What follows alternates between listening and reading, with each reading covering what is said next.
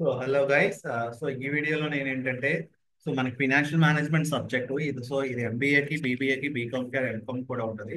So ఇందులో topic వచ్చి dividend policy. So dividend policy గురించి అయితే నేను ఎక్స్ప్లెయిన్ చేస్తాను. సో చాలా మంది కూడా ఈ టాపిక్ గురించి చెప్పమని అయితే నన్ను సజెస్ట్ చేశారు. సో అందుకని ఏంటంటే ఈ టాపిక్ సో అంటే బేసిక్గా డివిడెండ్ పాలసీలో మనకి 3 మోడల్స్ ఉంటాయి ప్రాబ్లమ్స్. సో అది నేను ఎక్స్ప్లెయిన్ చేస్తాను. So first, what is the meaning of dividend? Dividend refers to that portion of the profit which is distributed among the owners or shareholders of the firm. So dividend అంటే ఏంటంటే మనకు వచ్చిన profits లోంచి share holders కి కొంత భాగాన్ని distribute చేయడాన్ని ఏమంటామంటే సో డివిడెండ్ అంటాం. అంటే మనకు వచ్చిన ప్రాఫిట్ లోంచి సో కొంత భాగాన్ని లేదా మొత్తాన్ని షేర్ హోల్డర్స్ కి డిస్ట్రిబ్యూట్ చేసే ప్రాసెస్ ఏమంటామంటే డివిడెండ్ అంటాం. త్రూ ఈక్విటీ షేర్ క్యాపిటల్ ద్వారా కానీ, త్రూ ప్రిఫరెన్స్ షేర్ క్యాపిటల్ ద్వారా కానీ మనం ఫండ్ రైట్ చేసినప్పుడు మనకు వచ్చిన ప్రాఫిట్స్ నుంచి వాళ్ళకి కొంత పార్ట్ సో డివిడెండ్ రూపంలో మనం డిస్ట్రిబ్యూట్ చేయాలి. దాన్ని డివిడెండ్ అంటాం బేసిక్ గా. సో ఇక్కడ చూసుకుంటే కనుక ఇక్కడ డివిడెండ్ పాలసీలో థీరీస్ ఆఫ్ డివిడెండ్స్ ఉంటాయి. సో థీరీస్ ఆఫ్ డివిడెండ్ పాలసీలో బేసిక్ గా 2 టైప్స్ ఆఫ్ థీరీస్ ఉంటాయి. Irrelevance dividend theory and relevance dividend theory. So ఈ క్లాస్ వచ్చి రెలవెన్స్ డివిడెండ్ థియరీలో ఒక మోడల్ ప్రాబ్లం చెప్తాను. So next class relevance dividend థియరీలో అనదర్ ప్రాబ్లం చెప్తాను. ఆ నెక్స్ట్ క్లాస్ వచ్చి ఆ వీడియో వచ్చి రిలవెన్స్ డివిడెండ్ థియరీలో ఈ వేరే మోడల్ ప్రాబ్లం చెప్తాను. సో ఫస్ట్ చూసుకుంటే relevance dividend theory. So simple అండి, ఏం లేదు. సో రిలవెన్స్ డివిడెండ్ థియరీ అంటే ఏంటి? Based on dividend payment and value of the foam will be affected. So based on dividend pay out ratio the foam value will be affected. అంటే మనం pay చేసే dividend payment బట్టి value of the foam అనేది effect అవుతుంది. So అన్నదే relevance dividend theory. So ఇక్కడ మనకి 2 authors ఉన్నారు.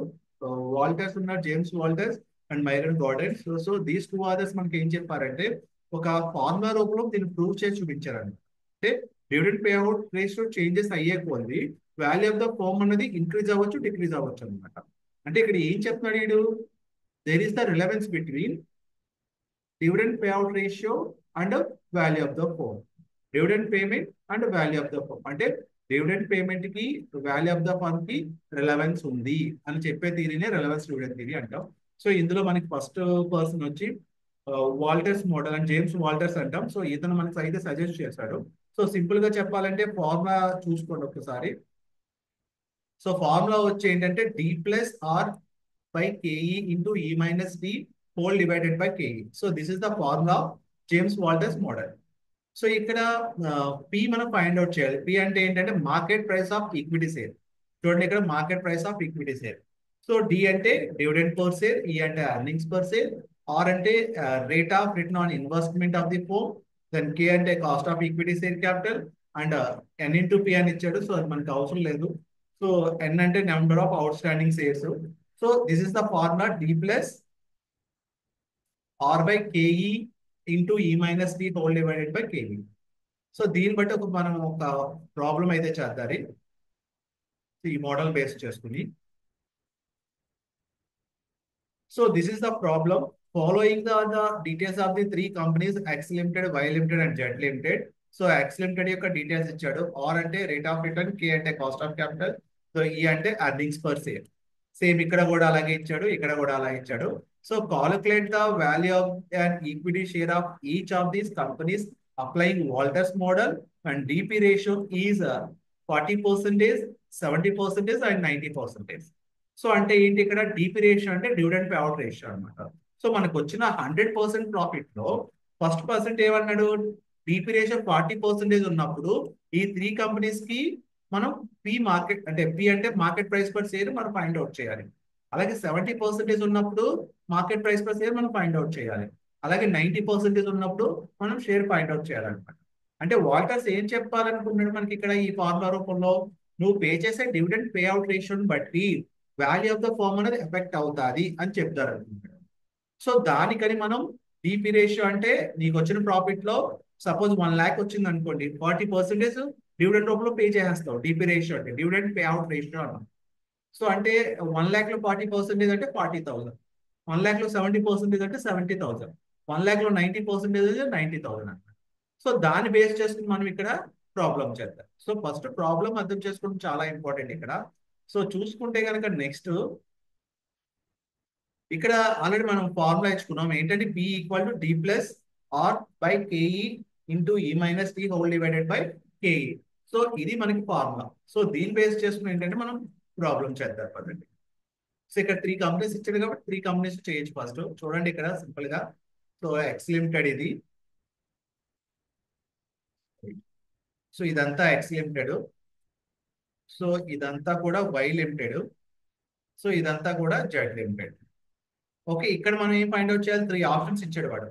డిపి రేషియో వచ్చి 40%, డిపి రేషియో వచ్చి 70%, డిపి రేషియో వచ్చి 90%. సో ఈ పర్సంటేజ్ ఉన్నంతసేపు మనం కాలిక్యులేట్ చేయాలన్నమాట. సో ఫస్ట్ ఆప్షన్ చూద్దాం. సో మిగతా ఆప్షన్స్ కూడా మీరు ప్రిపేర్ చేయడానికి ట్రై చేయండి. సో ఫస్ట్ ఆప్షన్ అంటే ఏంటి? ఇక్కడ ఎక్స్ లిమిటెడ్ చూద్దాం. ఎక్స్ లిమిటెడ్ అనమాట మనం చూసేది ఎక్స్ లిమిటెడ్. సో ఫస్ట్ 40% అన్నాడు. సో 40% అన్నప్పుడు ఇక్కడ ఫస్ట్ చూసుకుంటే కనుక మనకి డి ప్లస్ ఈ అంటే మనకి ప్రాబ్లంలో డివిడెండ్ ఎంత ఇచ్చాడో చూడండి. ఫస్ట్ డివిడెండ్ ఏమైనా ఇచ్చాడా? సో డివిడెండ్ మనకి ఇవ్వలేదు. So but earnings per share ఇచ్చాడు. ఎంత ఇచ్చాడు?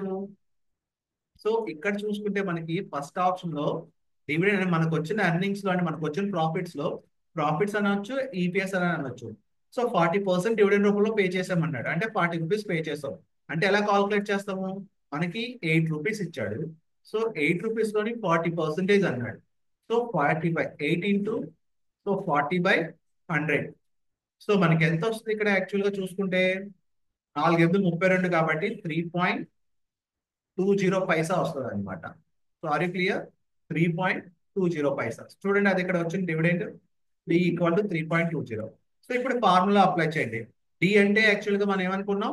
ఫార్ములా ఏంటండి ఇక్కడ? జస్ట్ అవ్వండి. So D plus R divided by KE into so E minus P whole divided by so KE. So this is the formula is there. So ఈ ఫార్ములాని base చేసుకుని ఏంటంటే మనం పి కాలిక్యులేట్ చేయాలి. అంటే market price per equity share calculate చేయాలి. So ఇక్కడ dividend ఎంత వచ్చిందండి? డి అంటే సో 3.20 ఇంటూ ఆర్ అంటే ఎంత మనకి ఇక్కడ 20% అన్నాడు. సో 20% ని మనం ఎలా రాయాలి? డిజిట్స్ లో రావాలంటే 20/100. సో 20/100 అంటే ఎంత వచ్చింది? 0.20 వచ్చింది. సో అలా కేఈ ఎంత అన్నాడు? 15% అన్నాడు. సో 15/100. సో ఎంత వస్తుంది మనకి ఇక్కడ? 15/100 అంటే 0.15 వచ్చింది. చూసారా? సో అలాగే ఈ అంటే ఈ మైనస్ డి అన్నాడు. సో ఈ అంటే ఏంటి? ఎర్నింగ్స్ 8 రూపీస్ మైనస్ డివిడెండ్ ఎంత? 3.20 హోల్ డివైడెడ్ బై కేఈ అంటే 0.15 అనమాట. సో ఓవరాల్ గా చేస్తే మనకి ఎంత వచ్చిందండి? 64 రూపీస్ వచ్చింది. సో ఎక్కడ ఎక్స్ లిమిటెడ్ ది పి ఎంత వచ్చిందంటే market price of equity share ఎంత వచ్చింది? 64 రూపీస్ ఉంది. ఎప్పుడు? When dividend pay out ratio is 40%. Okay, so next ఏంటంటే when dividend pay out ratio 70% మనం చూడాలి. So when dividend pay out ratio 70% అన్నప్పుడు సో 8 రూపీస్ ఇంటూ సో 70/100 అంటే ఎంత వస్తుందండి? 7/856 కదా. సో అంటే ఎంత వస్తుంది మనకి? 5.60 వస్తుంది అనమాట. అంటే 5 రూపీస్ 60 పైసా. సో ఇది డివిడెండ్ అయితే డిక్లేర్ అయిపోయింది. సేమ్ అలాగే ఇందాకలాగే డి అంటే డివిడెండ్ నోట్ చేసుకున్నాం 5.60. So same R equal same ఒకటే 0.20, కేఈ ఒకటే same 0.15, earnings per share 8 rupees and new dividend 5.60 whole divided 5.60 అంటే 58.67 వచ్చింది. చూసారా వాల్టర్స్ ఏం చెప్పాడు ఇక్కడ? రిలవెన్స్ అంటే పే అవుట్ పెట్టి and dividend pay out ration బట్టి వాల్యూ ఆఫ్ ద ఫర్మ్ అనేది ఇంపాక్ట్ అవ్వచ్చు అన్నాడు. సో ఇక్కడ 40% అన్నప్పుడు ఎంత ఉంది? 64 రూపీస్ ఉంది.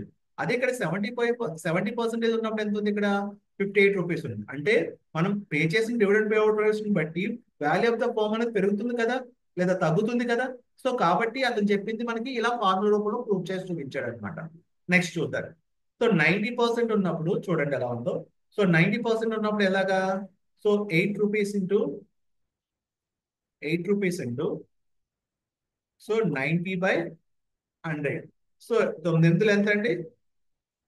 సో 9 8 72 అనమాట. అంటే 7.20 అంటే 7 రూపీస్ 20 పైసా వస్తుంది డివిడెండ్. సో ఇక్కడ చూడండి వచ్చింది కదా 7.20. సో అలాగే సేమ్ అప్లై చేస్తే మనకి 7.20, దెన్ ఆర్ ఈక్వలే, అలాగే కేఈ ఈక్వలే, ఈ అంటే ఎర్నింగ్స్ ఈక్వలే 8 రూపీసే, బట్ డివిడెండ్ మాత్రం 7.20 వచ్చింది, హోల్ డివైడెడ్ బై 0.15 చేస్తే ఎంత వచ్చిందండి, 55.11 వచ్చిందండి. సో ఈ విధంగా ఏంటంటే మనం జేమ్స్ వాల్టర్స్ మోడల్ బేస్ చేసుకుని రిలవెన్స్ స్టూడెంట్ థియరీలో ఈ విధంగా కాలిక్యులేట్ చేస్తాం. చాలా సింపుల్ అండి. సో మనకి ఆ ఫార్ములా ఐడియా ఉంటే చాలు, మనం ఈజీగా కాలిక్యులేట్ చేయొచ్చు. సో నెక్స్ట్ చూసుకుంటే కనుక వై లిమిటెడ్ చూసుకోండి. వై లిమిటెడ్ కూడా సేమ్ అంతే. సో ఫస్ట్ ఏమన్నాడు ఇక్కడ, 40% అన్నాడు. సేమ్ ఇది ఈక్వల్ గానే సేమ్ అదే వస్తుంది, 3.20 డివిడెండ్ వస్తుంది. సో ఇక్కడ మాత్రం ఆర్ మారింది. సో ఆర్ 15% అంటే 0.15, కేఈ అంటే 0.15, దెన్ 8 - 3 సేమ్ 53.33 వచ్చింది. సో ఇక్కడ 53.33 వచ్చింది. సో ఇక్కడ కూడా 53.33 వచ్చింది. ఎప్పుడు when R equal to KE ఉన్నప్పుడు మనకి అన్ని కూడా చేంజెస్ ఉండవు అనమాట. ఓకే. సో నెక్స్ట్ చూసుకుంటే కనుక R equal to 10%, KE equal to 15% ఉన్నప్పుడు సేమ్ అదే ఫార్ములా.